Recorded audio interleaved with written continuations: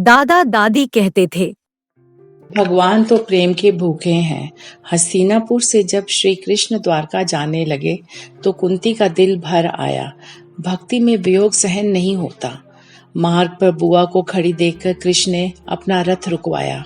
श्री कृष्ण सब जानते थे, लेकिन हैरानी से पूछा, बुआ आप यूं मेरे मार्ग में क्यों खड़ी हैं?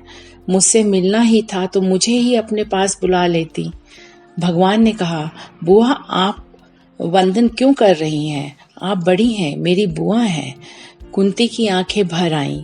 कहा, कृष्ण मैं तुझे आज तक अपना भतीजा ही मानती आई, लेकिन अब मुझे विश्वास हो गया है कि तुम परमात्मा हो। हे कृष्ण, आपने हमें हर संकट में उबारा है। जब भीम को दुर्योधन ने विष मिश्रित लड्डू खिलाए, उस समय भी आपने ही उसकी रक्षा की थी। लाक्षागृह में भी आपने ही उसे बचाया। सभी भरी सभा में द्रौपदी की लाज भी आपने ही रखी।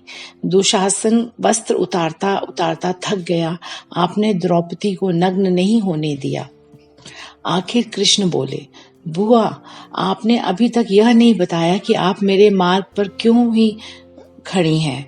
आपने मुझे हाथ जोड़े, ऐसा आपको शोभा नहीं देता।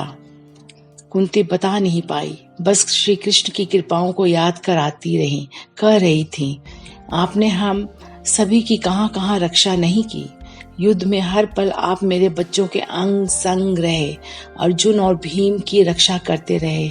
और हाँ, जब अर्जुन ने जयद्रथ के वध की शपथ ली थी, तब आपने ही तो उसकी प्राण रक्षा की थी। आप सूर्यास्त का भ्रम पैदा न करते और फिर दिन का उजाला न दिखाते तो अर्जुन का जीवन तो समाप्त ही हो जाना था। और भीष्म की मृत्यु का कारण जानने की युक्ति भी तो द्रौपदी को आपने ही बताई थी। और हाँ, आचार्य द्रोण को भला कौन मार सकता था? उसकी मौत का कारण भी तो आपने ही बताया था। अर्जुन क्या उन्हें मार सकता था? यदि आप पल पल पांडवों की रक्षा न करते तो क्या पांडव इस महायुद्ध में जीत सकते थे? आपकी कृपाओं का मैं कहाँ तक वर्णन करूं? कुंती की आंखों में आंसू आ गए। श्री कृष्ण ने आगे बढ़कर बुआ को गले से लगा लिया, आंसू पोंछे और प्यार भरा हाथ उनके सिर पर फेरा। श्री कृष्ण ने फिर पूछा, बुआ आपने अभी तक मेरे मार्ग में खड़े होने का कारण नहीं बताया। आखिर कुंती कह उठी, माधव मैं चाहती हूँ कि आप अभी हमें छोड़कर न जाएं, हमारे साथ रहें। हम आपके बिना अनाथ हो जाएंगे। और हाँ, आप केवल एक वरदान दे कि हमारे जीवन में प्रतिक्षण विपत्ति आती रहे, दुख आते रहे। श्री कृष्ण ने कहा, बुआ आप यह क्या मांग रही हैं? आपने जीवन में बहुत दुख झेले हैं, अब सुख का समय आया है तो दुख मांग रही हैं? हाँ कृष्ण, क्योंकि दुख में ही तो आपकी याद आती है। दुख में ही जीव परमात्मा को याद करता है। सुख हो तो परमात्मा को भुला देता है। दुख में नारायण का स्मरण हो तो वह सुख ही तो होता है, उसे दुख कैसे कहा जा सकता है? कुंती सही कहती थी।